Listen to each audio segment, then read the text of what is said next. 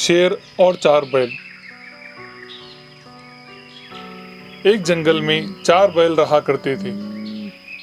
وہ آپس میں ایک دوسرے کے ساتھ پیار محبت کے ساتھ رہتے تھے۔ وہ 4 بیل کافی طاقتور تھے۔ ایک مرتبہ جنگل کے راجا شیر کی نظر ان پر پڑی۔ جب سے شیر نے ان کے شکار کرنے کے بارے میں سوچنے لگا، اور ایک مرتبہ یہ 4 بیل مل کر جا رہے تھے۔ شیر نے انہیں پیچھے سے حملہ کر دیا، لیکن 4 بیل ایک ساتھ ہونے کے سبب شیر کا حملہ ناکام ہو گیا۔ بیلوں کی طاقت و قوت کے سامنے شیر ٹک نہیں پایا اور ڈر کر وہاں سے بھاگ گیا۔ بیلوں کے نوکیلے سنگوں نے شیر کو زخمی کر دیا۔ اسے بہت سارے زخم آئے، جس سے وہ کافی مایوس ہو گیا۔ یہ سارا منظر پاس میں کھڑی لومڑی دیکھ رہی تھی۔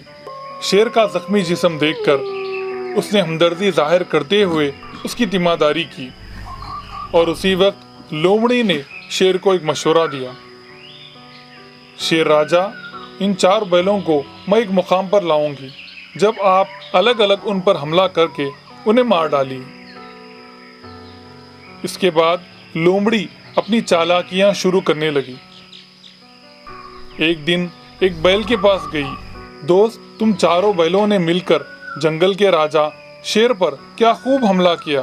جنگل میں سب تمہاری بہادری کے بارے میں بات کر رہے ہیں، لیکن مجھے یہاں کچھ شک ہو رہا ہے۔ تمہارے بارے میں تمہارے دوستوں کا خیال ہے کہ تم ان سے کمتر ہو۔ شیر پر سب نے حملہ کیا، لیکن اس وقت تم نے کچھ نہیں کیا۔